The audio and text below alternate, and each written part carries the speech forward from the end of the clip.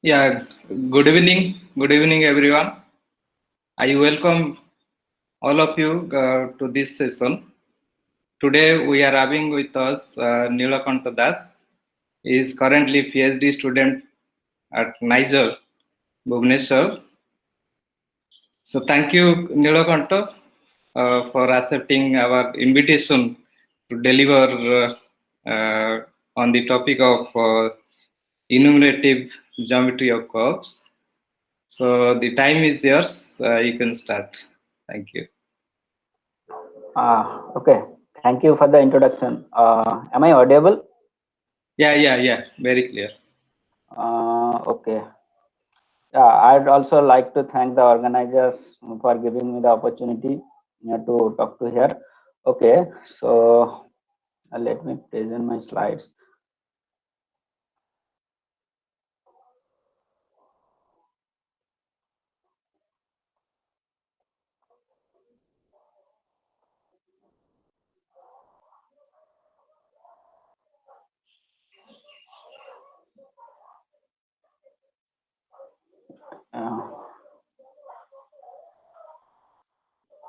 Uh, is it visible now that my slides are visible? Yes. Okay. Okay, today I'm going to talk an introduction to enumerative geometry of curves. I thought, this is undergraduate students are also involved here, so I thought it's not that kind of that hand-waving argument or that research talk. It's a bit introductory, but still I need some of the things which I assume that audience. Uh, okay. So they know some of the basic things like homology, cohomology, and Poincare duality, and what is the thing like Euler class and characteristic, all these things. Because without that assumption, I can't proceed much actually. Okay, so let me proceed.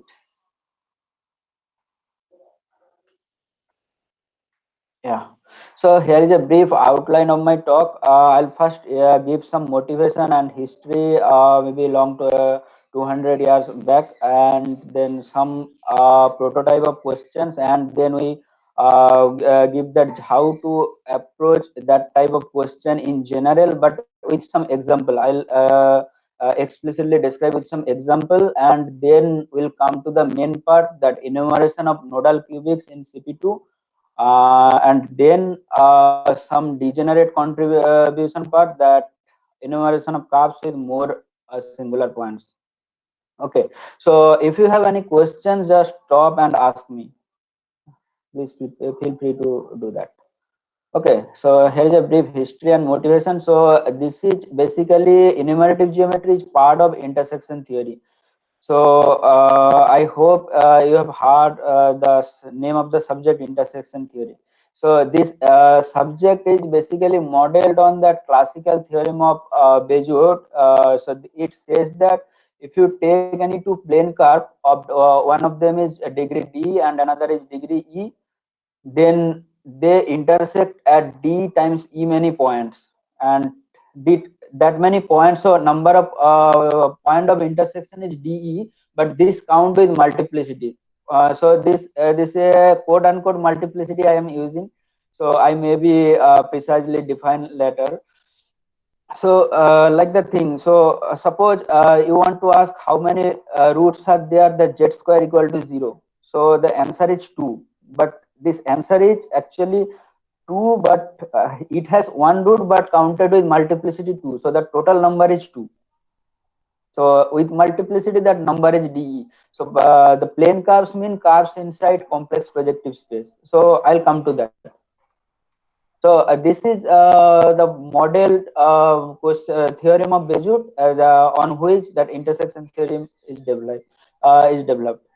Okay, so despite a lack of, so it's actually starts back, maybe I don't know the exact time, but maybe early 1800 or something like that. But despite a lack of proper and symmetric treatments in 19th century, that enumerative geometry rose to impressive heights. So at the end of 19th century almost. So these works of Jathan and works of Subat. So Subat calculated the number of twisted cubic that is tangent to 12 quadrics and got the correct answer, this huge number. So I mean, without using computer or any kind of counting gadget, so he calculated this big number, and this is the correct number. Okay, so then at the outset of 20th century, that yeah, in the so here in the paper of Subat, he actually introduced something that is called Subat calculus. This thing was rigorously made by Hilbert on one of his celebrated problems, and the search of definition of multiplicity that fueled the subject commutative algebra by work of Jareski, Samuel, van der Waden, and Weil and J.P. Sere, and many others, of course, but they are the main in this picture. Okay, and this progress of like multiplicity and all these things are culminated towards the end of the century, and by Fulton and McPherson, and then in Fulton's landmark book on intersection theory. Many of you may heard about this intersection theory book. So this is a classical book. So yeah, then after that the intersection theory go to some diverse direction, like some new insight has been brought into physics, then it actually started developing more than before. So that was actually the first striking result was a long-standing open problem that was solved by Maxim Contsevich, and he won the Field Medal for that. Yeah. So let me start now about what is enumerative geometry. So here we are asking. So this is sort of some counting things. So what we are trying to count. So we are trying to count some geometry. So we have a bigger ambient space, and inside that space we have geometric sub object. It may be curved surface and subspaces, and maybe those who are familiar with algebraic geometry, sheaves, and all these things, or coherent sheaf, vector bundles. And which has to satisfy some constraint. So one prototype question is inside R2. So if I ask how many lines are there inside R2, so that we can count, because there are infinitely many lines. In fact, uncountably many lines. So we have to impose some conditions so that we can expect the number is at least finite. So we have to add some constraints. So then the next question will ask how many lines are there that pass through one point. I mean, lines inside say R2. So again, then this answer is again infinite. But whenever we are asking that how many lines are there passing through 2 points, then the answer is finite. So we have to impose the constraint to get a finite number. Again, if we ask like how many lines are there that pass through say 3 general points, say non-collinear points, again the answer is 0. So we have to impose constraints, correct type and correct number of constraints. So, and we can expect that answer is at least finite, and our goal is to compute that answer. How to get the number, or how to get that answer. Okay, so in this talk, I'll mainly focus on enumerative geometry of curves, mainly curve counting question, nothing like surface or any other hard dimensional subvarieties, or we are not going to consider that. So yeah, so what do I mean by curve? This is a one dimensional, maybe if you are in algebraic situation, they are one dimensional reduced irreducible subvarieties of some ambient variety, say X. Okay, or maybe if you are in manifold situation, maybe that will be a one dimensional object, one dimensional manifold. Okay, yeah, the simplest question in enumerative geometry is the following: that how many lines are there in R2 that pass through two general points? So again, this answer is one, but that is sort of, you can use linear algebra, because passing through a line, that will give a linear equation. So we get passing through 2 point gives two linear equation in two variable, and two general point means the linear equations are actually independent. Then solving two linear equation in two variables will get exactly answer is 1. I mean that number is 1. What is that answer? That is not important. What is the cardinality of that set? That is important to us. So, any questions so far? Okay, let me proceed. Sorry. Yeah. So, so here we have asked these questions. So, how many lines are there in R2? Most like we are actually going to consider that algebraic situation. So, in algebraic geometry, so people are considering two things because of some reason. So, they made two important choices. So to work over complex number rather than real numbers, because complex the field of complex number is algebraically closed. For example, if we ask like what is the real roots of x square plus 1 equal to 0, that set is empty. But in complex setting we'll get a non-empty set. So that difference can be overcome by considering the complex number. So over the complex number we can do some geometric to algebra, we can go back and forth. So that is one thing we'll assume. And second is to work in projective space rather than affine space. So if you just, so let me go back to the Béjout theorem. So here we are saying that any two plane curves of degree d and degree e, say inside R, say if I consider inside C2 just two parallel line, they are both of them are degree 1 curve. So but then they will not intersect. But if we consider as instead of affine space the complex projective space or complex plane, sorry, complex projective plane, then this any two line or any two curve always intersect. So to overcome that sort of difficulty, we will consider yeah, so projective space. So the above problem now transforms into the following. So how many lines are there in CP2 that pass through two generic point? So again, those who are not familiar with what is projective space, so this is you take a, so CP2 is particularly you take C cube, three-dimensional vector space, and then consider the space of all lines that pass through origin. Yeah, all one-dimensional subspace. So every one-dimensional subspace is a point inside CP2. Okay, so this is the correct transform question.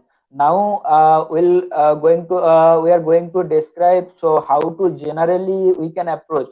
Yes, of course that answer using linear algebra is again 1, but instead of line, if we consider how many say conics are there that pass through so many generic points and that satisfy some kind of singularity. So maybe we can, so we'll come to that later. So let me go to the general approach. So here is the general approach. So first we have to find a suitable space that parameterizes that objects. So note that, so we are going to count lines inside CP2. So the parameterizing space will be the space of lines. Okay, so yeah, so here we'll describe each step and for the corresponding the space and all these things are basically this is the model question. So how many lines are there in CP2 that pass through two generic points? Okay, yeah. So so we need to find what is the parameterizing space of lines inside CP2. So recall that a line in CP2 is the zero set of a homogeneous polynomial of degree 1 in 3 variables, because in CP2 there are 3 variables. So the space of line is the set, also Z of F means zero set of F. So f is a homogeneous polynomial of degree 1 or linear polynomial, that is a0x plus a1y plus a2z, that is homogeneous polynomial of 3 variable, and take its 0 set, that is f equal to 0. So this is isomorphic as the set, like if you take just collect the coefficients a0, a1 and a2, and since this is a homogeneous polynomial of degree 1, then this a0, a1 and a2, that cannot be 0 0 0, right?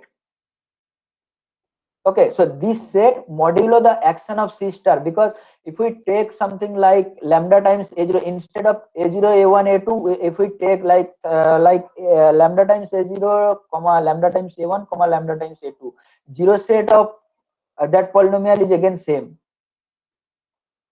Okay, so this is basically then C cube minus origin modulo the C star action, that is again another CP2. So this CP2 is not same as this CP2. So this is the space of all lines. This is a two-dimensional manifold. So that's why we have to intersect that two constraint of codimension 1, so that we can get a zero-dimensional object, and zero-dimensional compact submanifold, and hence a finite set, and we can count the cardinality of that set. That is the basic idea. Okay, and that is step 1. So first we have to find some suitable parameter space, and so this parameter space actually sometimes be called moduli space, but I'm not going to describe that, but with some specification. Okay, so now the step 2 is, so we have to find a suitable ring to do the intersection theory. These rings are called intersection rings, and elements in the intersection rings are called cycles. Again, for the motivation of this intersection ring, we'll go back to the theorem of Bézout. Let me go back there. Yes. So this shows that. So here are two things to observe. So here it is saying that this final thing, that d times e, that does not depend on the specific choice of curve, only it depends on the degree of that curve. And again the final thing, so d times e, that gives some sort of ring structure, some sort of multiplication. So that is the motivation of defining intersection ring. So if you work with algebraic situation, then actually the intersection ring will most of the times intersection rings are Chow rings, but I'm not going to encounter that, because that to introduce it I need a lot of things to do. This is not possible in at least one lecture, all these things. Okay, so here we'll consider cohomology ring. So in the case of lines in CP2, so the parameter space is again another CP2. So that cohomology ring of that parameter space is the intersection ring. Most of the discussion will keep in the manifold situation. So I'll assume that you are familiar with at least manifold.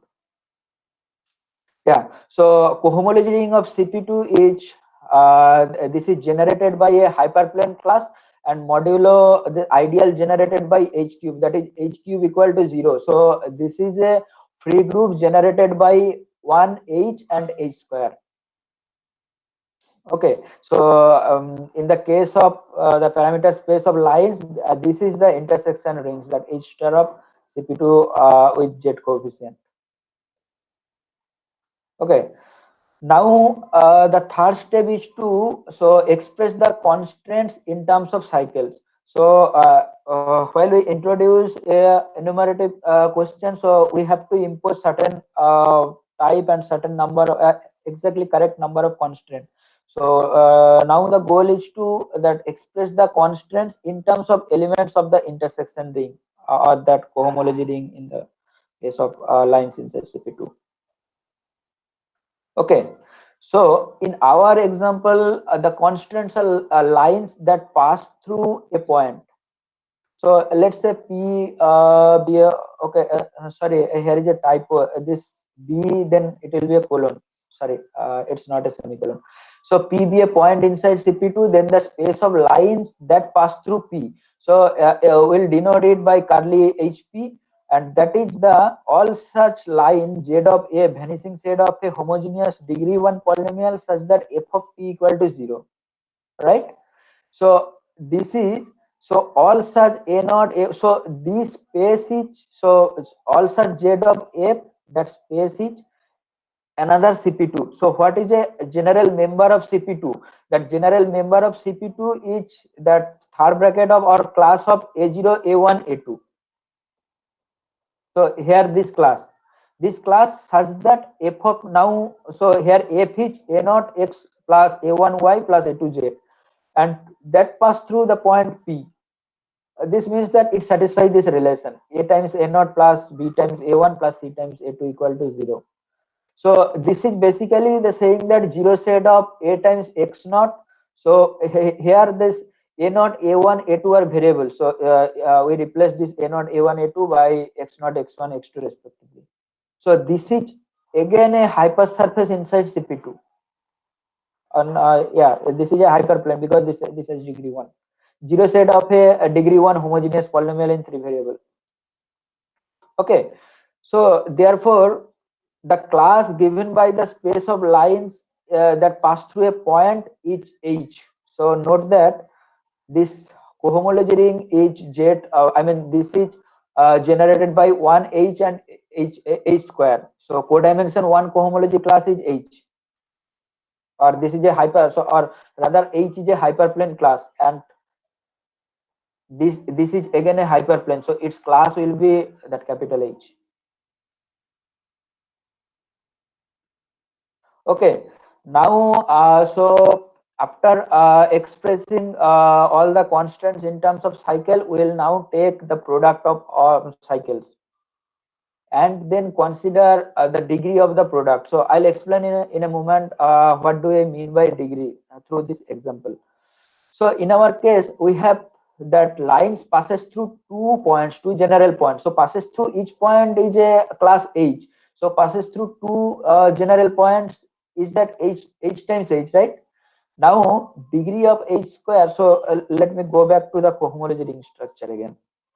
So what do I mean by degree of a cohomology class? So degree of a so here the cohomology class is generated by one H and H square. So the top cohomology class is H square. So any general member of top cohomology class is some constant times H square. That constant will call this as degree.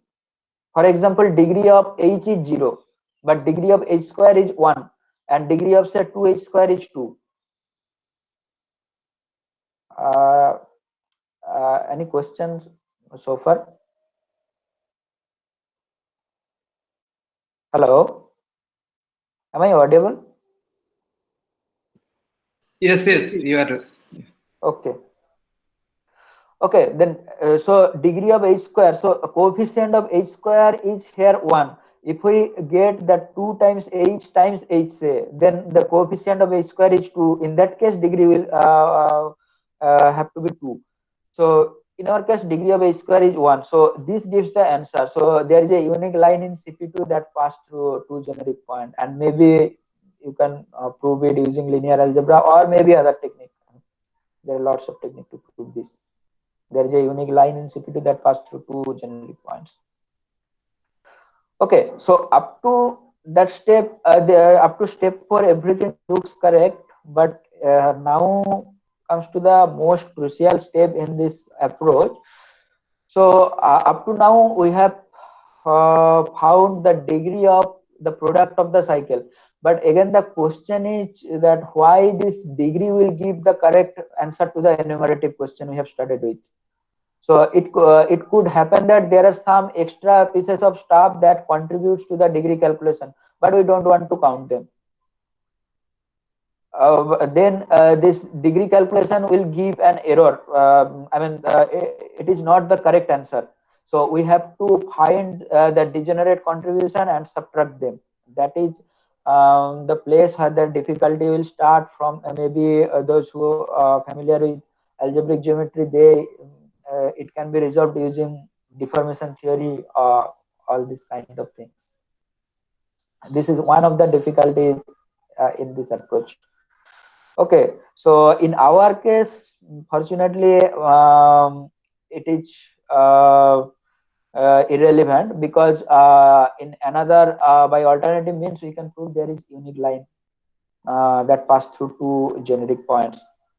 Okay, then I'll consider another example where this kind of this step will occur.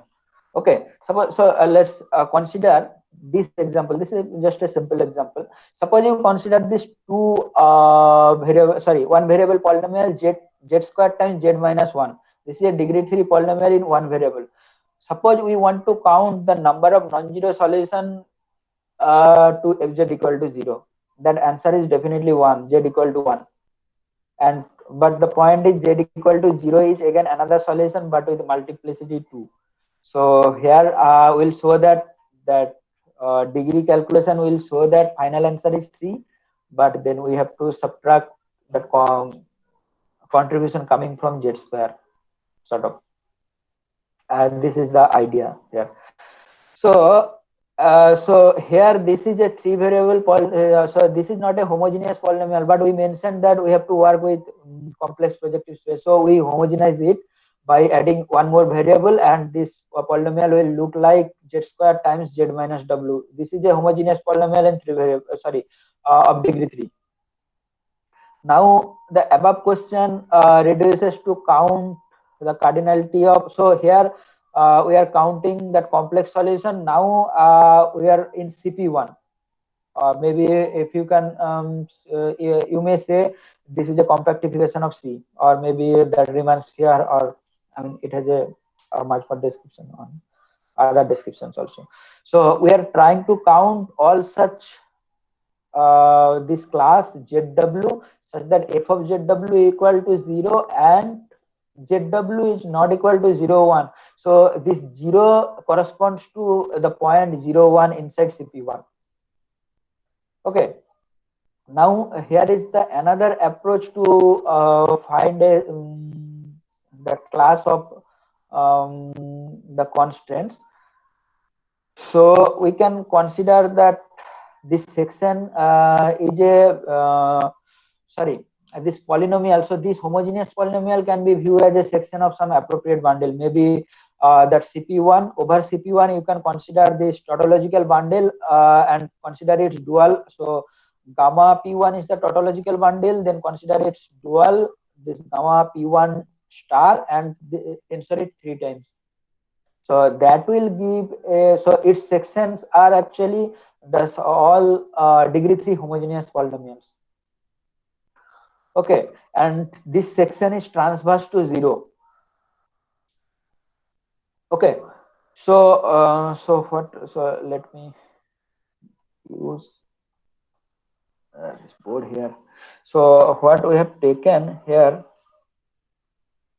yeah, so we have CP1 over CP1, we have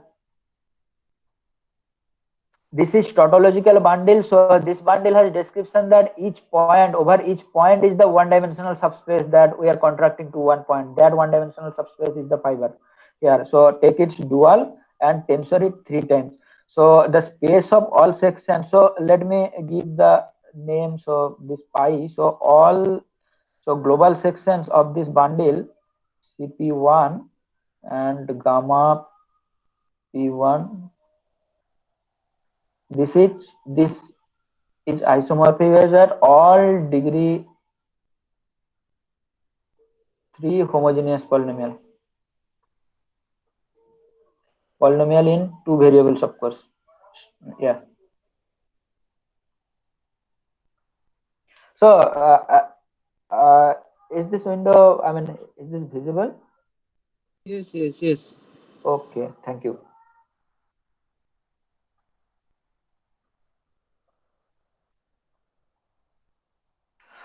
Okay, so here is our bundle. So this section, so section of this bundle is the degree 3 homogeneous polynomial. So some section will describe this F.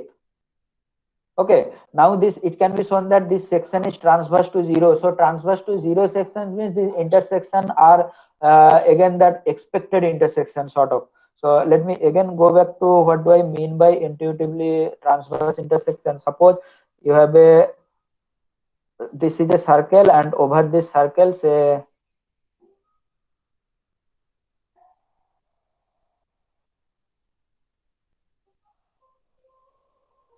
okay, so these are fibers say over one point. So what do I section mean? So section means a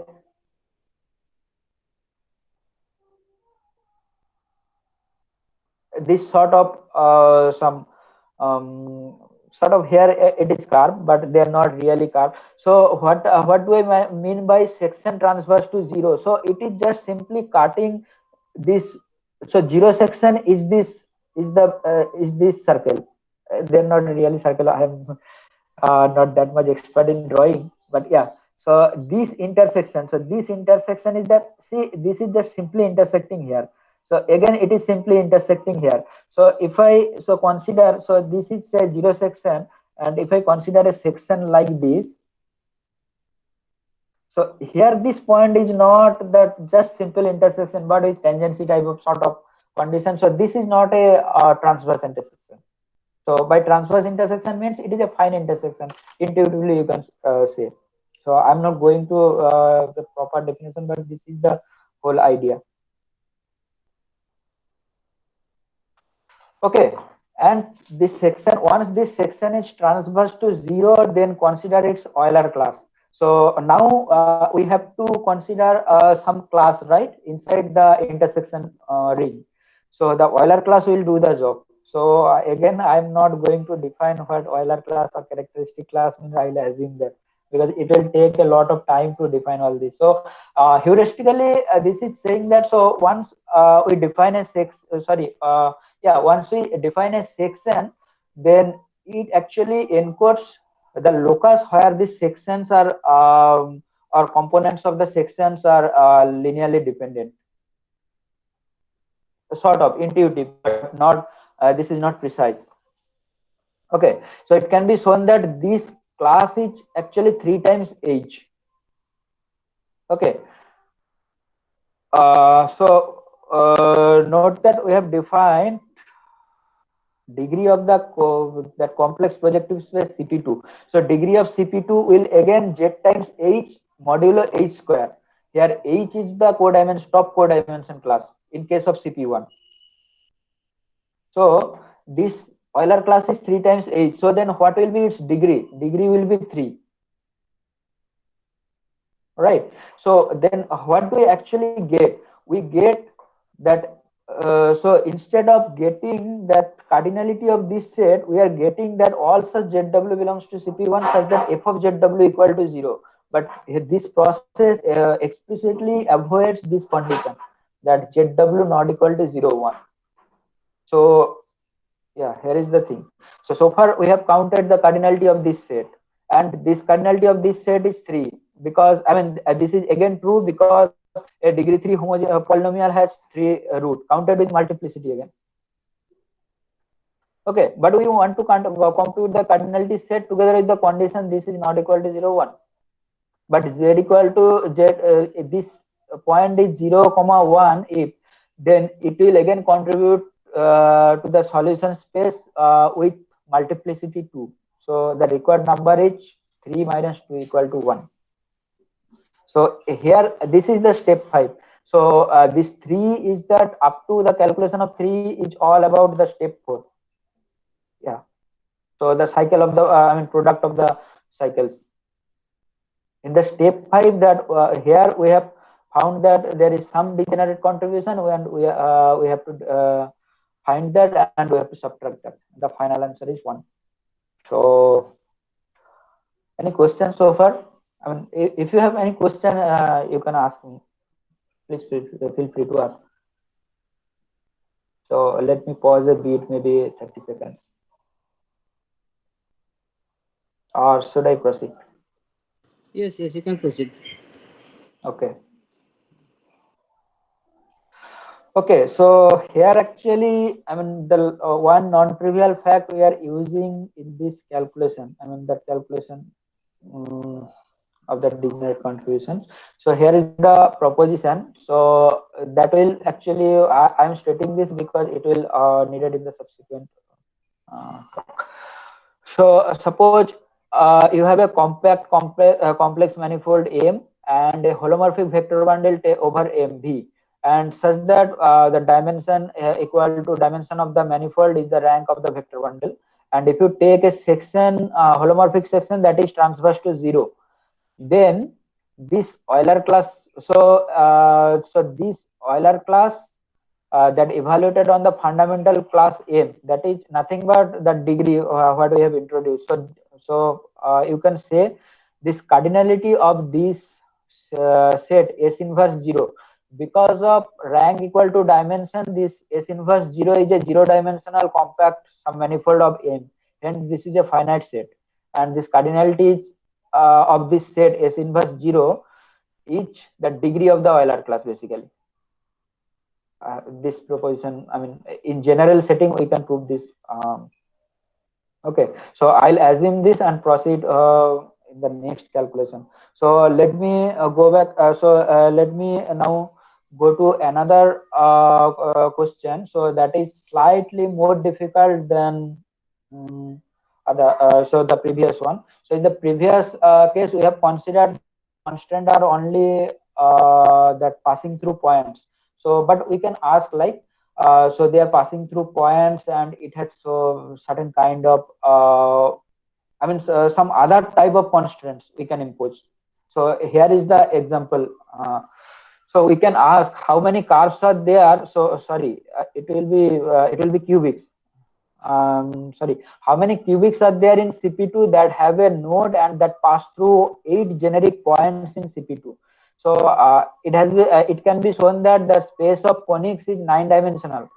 Sorry, space of cubics is 9-dimensional, and cubics having a node it's 8-dimensional. Then we have to impose that to get finite number that passing through 8 generic points we have to impose. Okay, again we'll repeat all the steps. So what is the first step? First step is we first need to parameterize the space of curves.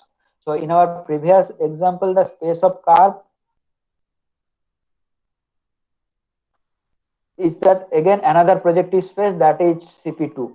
So in our in this setup, so the space of curve will be, so we are not going to just simply describing just space of curve, but space of curve together with nodal point. So the space of curve is the complex projective space P9, but we'll consider the parameterizing space is D cross CP2.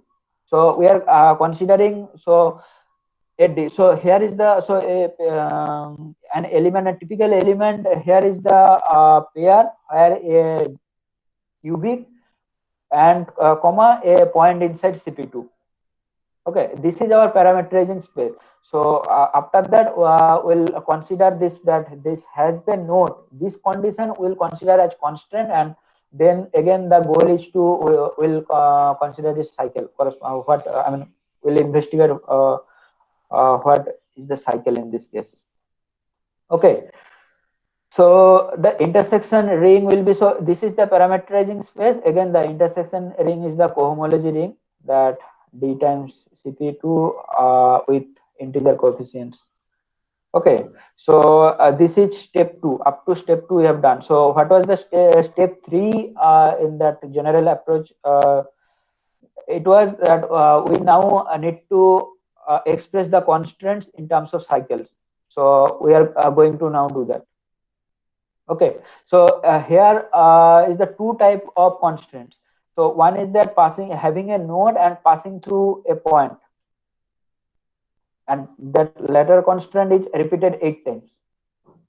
That is passing through 8 generic points. Okay. Any questions so far?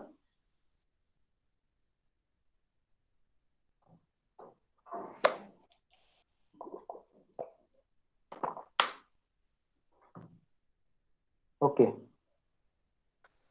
Okay. Now, yeah. So we want to describe the constant in terms of cycles. Okay, so parameter space, so elements of the parameter space is the pair. So this is a typical element of CP9 or maybe curly D. So note that this curly D is isomorphic with CP9. And having a node and passing through a points are the constraints. So we want to count the cardinality of the following set. So this set.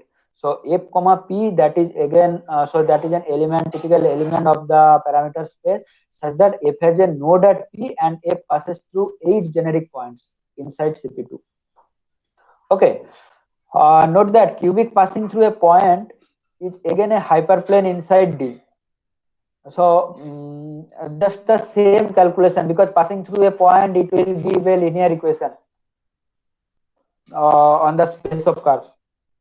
So if we denote that the cohomology generator of D by curly H, then again the same thing will the similar calculation will give that passing through each point, so that class is the curly H, right?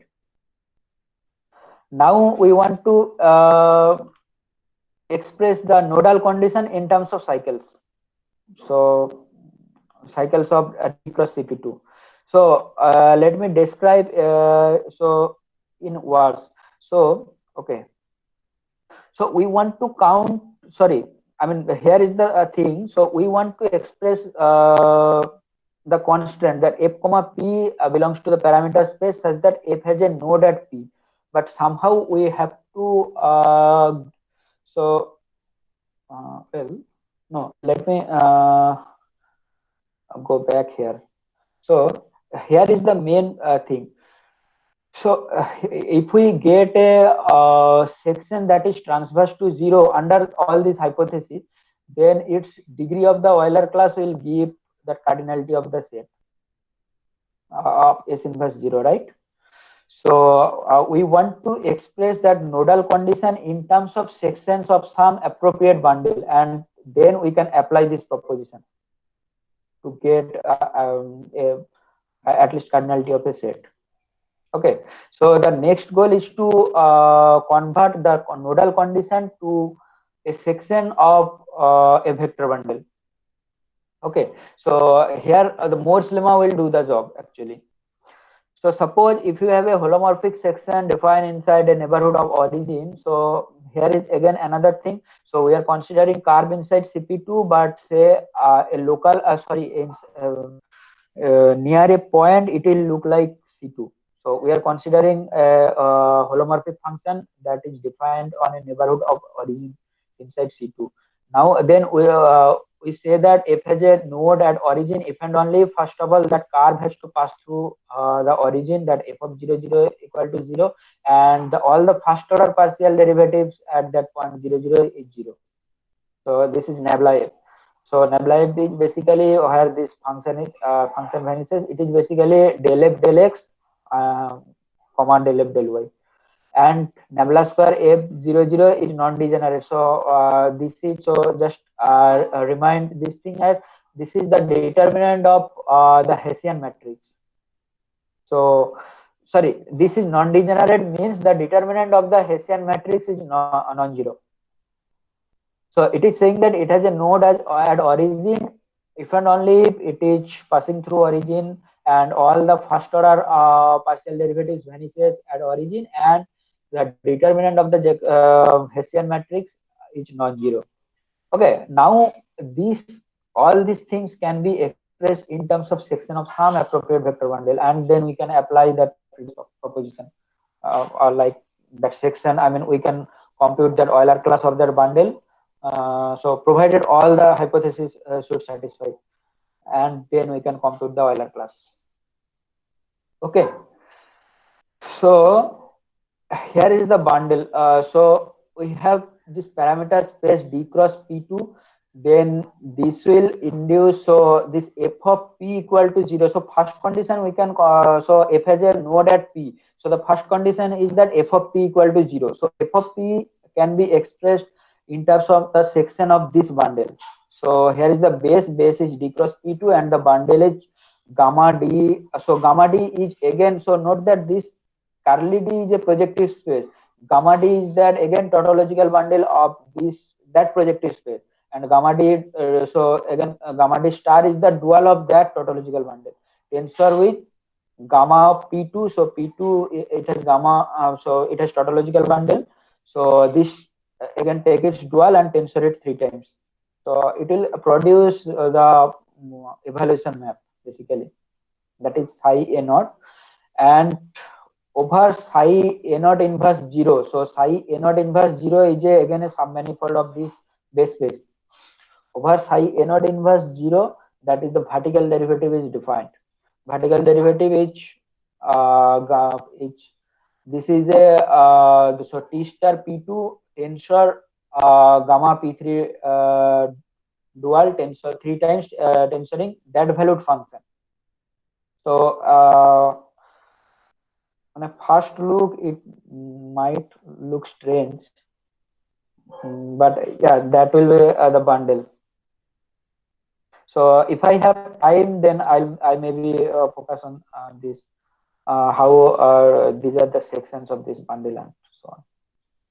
Okay, so for the moment, accept it. So here is the relevant thing. So we need to know that this bundle and this bundle basically, because we are going to compute the Euler class of this bundle and this bundle. And also note that this bundle, the next bundle is defined on its base space is psi a naught inverse 0, not whole of the D cross P2, because it is not defined. Vertical derivative is defined only when the function vanishes at that point, or maybe that section vanishes at that point. Okay, so any question? Hello. Yes.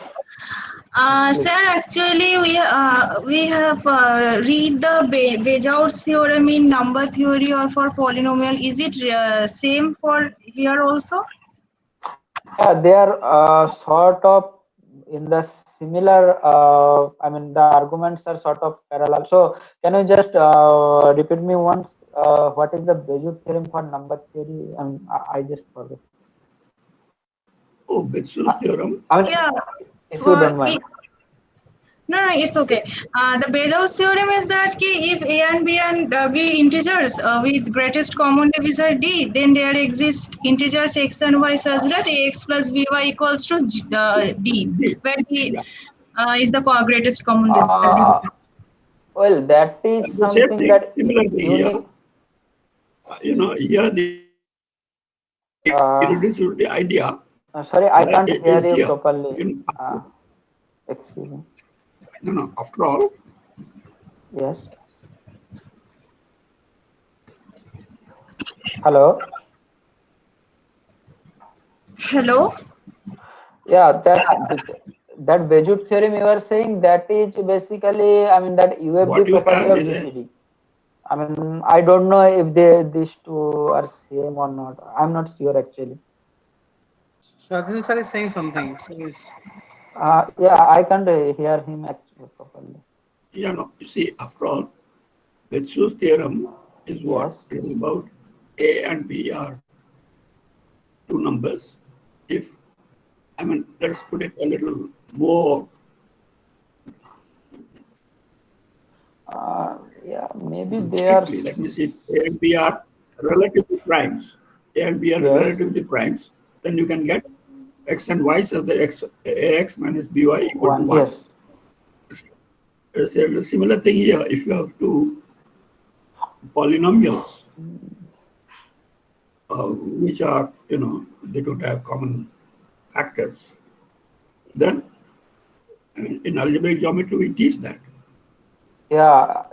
Actually, I have to mention in the Bejout theorem, so they do not have common factor at all, or they meet transversely. That thing I should mention. Yeah, that is sort of. I mean, this is in the parallel. there is no common component actually.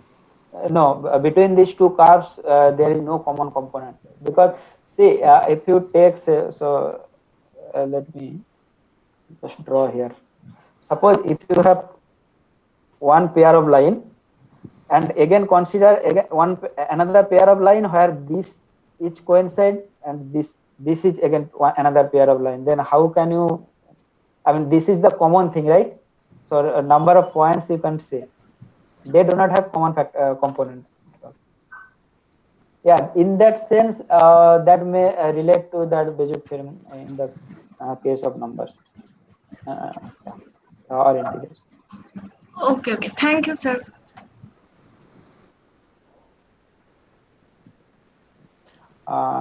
Yeah, sorry, I should mention that. Yes. So here are actually two sections, I mean two bundles and two sections that will give the evaluation map f of p and the vertical derivative. Okay. Now we are going to consider its Euler class. I mean Euler class of both of them. So before that, I mean, it can be shown that they are transverse to zero. Again, the intersections are fine. So here, so for the first map, this transverse on d cross p2, and for the second map, this transverse on psi a inverse comma 0. Provided, of course, d greater equal to 1. If you take d equal to 0, then the transverse argument will break. So here, some bound of d will require to prove that they are actually transverse.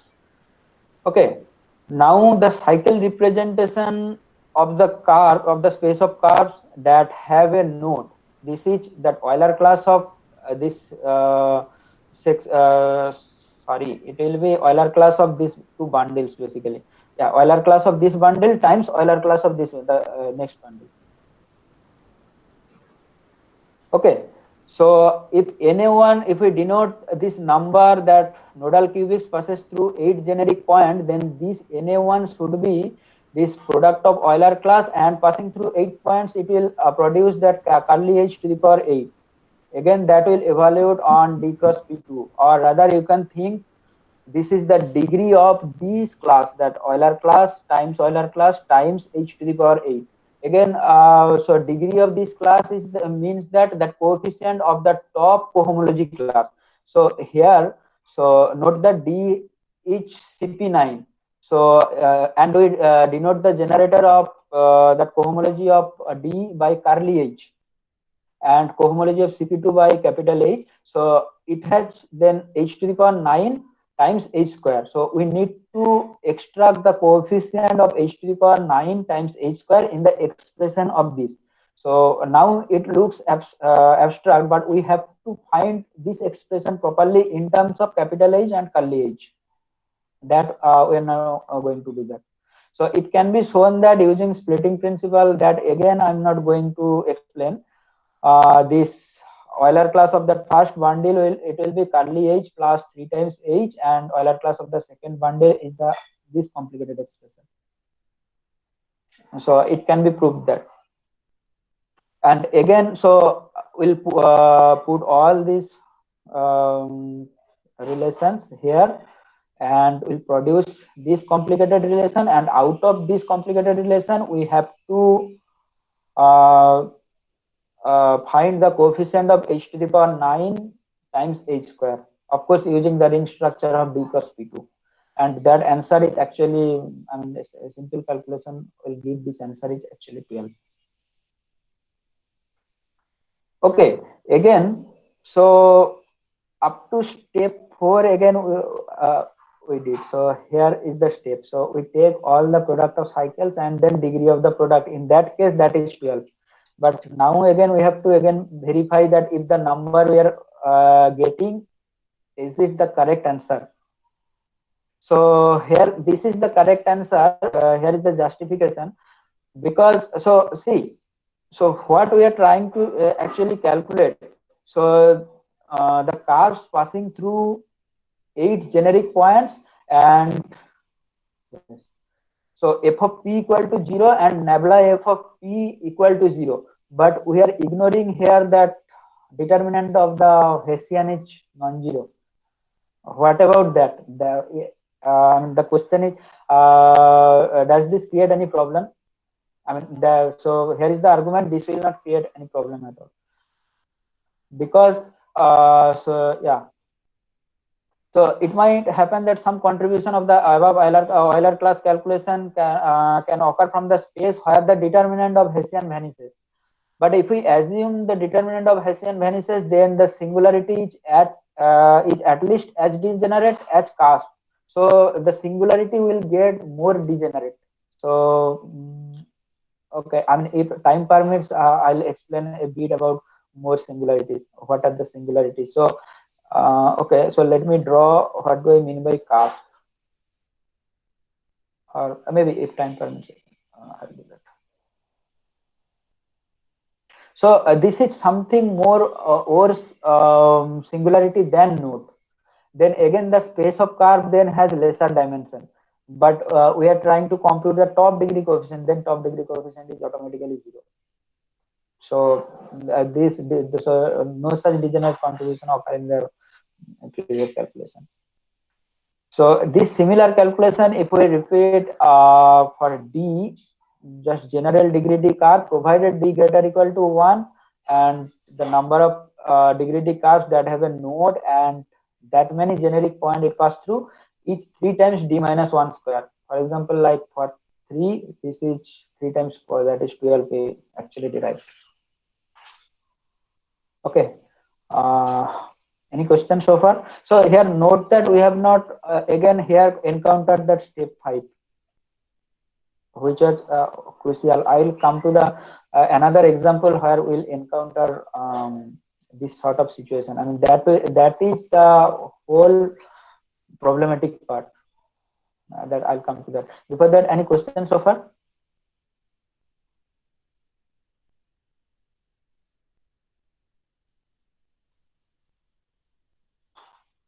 Okay, let me proceed. Okay, now we'll here actually we'll see that curves with more singular points. So in this case, we'll see that step 5, the degenerate contribution come. Suppose we want to compute,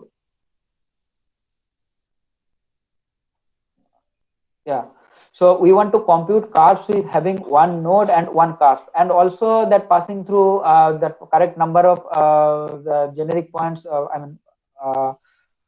That are there, but we are not mentioning here. So let us denote the space of curve that have 2 distinct order nodes. That is say A1 compose A1. So nodes are sometimes denote that A1 singularity, cusp or codimension 2 singularity, that they are A2 singularity. Now assume that parameterizing space is the closure of A1 compose A1.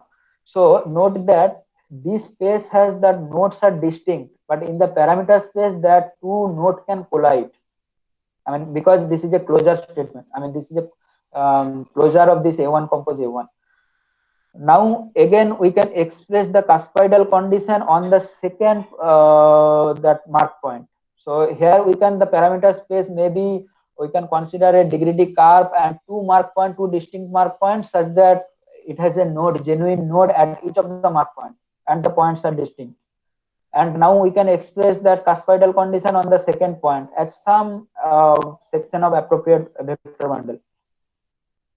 Okay, so let's say this is so LA2 for short. Then this again, this Euler class computation, or together with something that h to the power curly h to the power something, whatever. So in principle, that produce the expected answer. But here this Euler class carry a degenerate class, in which this sections, so that section, that cuspidal condition, that vanishes. Okay, so here is the picture. So two node collide into a tag node, and on a tag node, that section that have, so at that point that have a cusp, that section vanishes. That is the interesting part, and that is from actually that step 5 in a general approach. Yeah, so here we need to investigate about, so when 2 nodes collide, what happened in the closure. So we have to investigate that. So it can be proved that when 2 nodes collide, it produces a tag node, and the section vanishes with multiplicity 2. So pictorially these things happen. So finally we'll get this Euler class computation equal to that our required number. Sorry, this is a mistake. That will be A1 times A2. I mean, this is the number of curve, degree D curve that have a node and have a cusp. This number, that first number on the right hand side, minus 2 times that number of cusp, tag nodal curves. That thing actually creates, I mean, extra contribution in the Euler class computation. That we have to subtract. Yeah. Okay. So here is a brief reference. So these counting curves with two singular points that when two node collides into a tag node, that is a paper by Somnath Basu and Ritik Mukherjee. And again, that computation of nodal curve having one node, just any one, that 12 calculation, each from enumeration of curves with one singular point, and maybe for a great treatment of maybe splitting principle or homology, cohomology, one can look at that Bott and Too's book. This is a quite famous book. And for enumerative geometry, particularly that Chan classes in this perspective, and all the or another kind of enumerative problems or more details on enumerative geometry, one might look at that Eisenberg Harris book 3264 and all that. And again, this is the classical book by intersection theory by Fulton, but this is a very difficult book. And for characteristic class, so in case of manifolds, and that if you want to learn that characteristic class, maybe Chan class or all these characteristic classes, then you might look at the Milner's book, Milner's book. This is a very good book, by the way. Yeah, but one need maybe homology, cohomology sort of background one need. But yeah, it is. I think it is given in appendix of Milner's book. Yeah. Okay, so thank you, Nirakanta, for your talk. Any questions?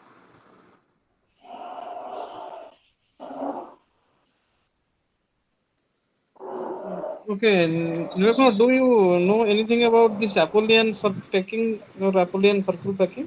Do you have any idea? I have heard that, but I have not read properly actually. So I that is don't have also, any I rigorous think, idea. Yeah, but it's linked with this enumerative geometry. yes. Yeah, I mean, That is exactly. one good reference is that this 3264 that Apollonius you can find there. This is one good reference. I mean, but I have not read actually. So you are working with Ritik Mukherjee or? Yeah, I am working with this.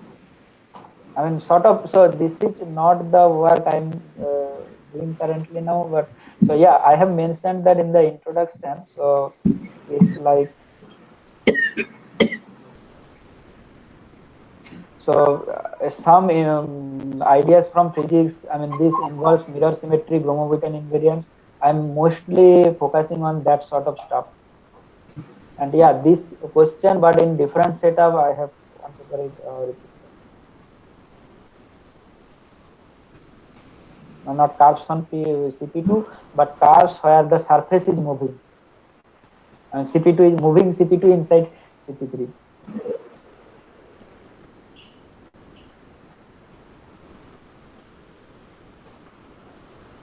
Yeah, this tells us that we should revive the algebraic geometry. Yeah, they are. I think on SpecJet. I mean, they are. I mean, we'll get that because curve inside SpecJet are basically points. I mean, having without component means they do not have any common divisor at all. Yeah.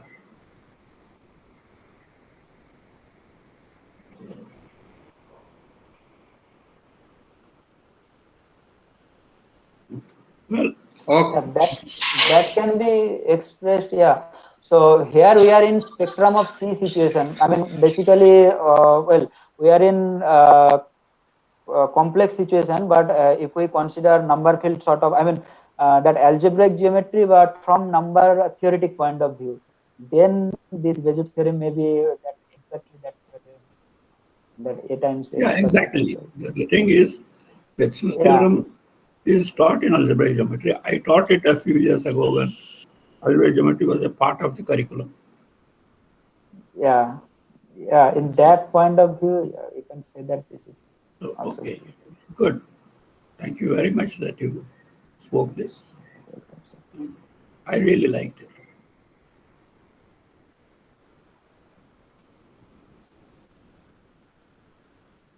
I don't know if you know me. I have heard him. I mean, I have not met you actually. I have heard about you because Rajiv is something from IIM. He is also doing. Sir, I'm also. Yeah, Niran Tattamas. We are actually batchmates at IIM. So from us, you may have. Of course, Indron also. I mean, some students like someone Nimesh. I don't know, is he from IMA or not? Yeah, let us thanks to Nilakanta for nice introduction to enumeratic geometry of curves. Thank you. Yeah, so it is the right time to stop here. Yeah. So should I stop presenting now? Yeah. Okay. Thank you, Nilakanta. Again, we'll meet next on Choose Life. Okay. Okay. Bye bye.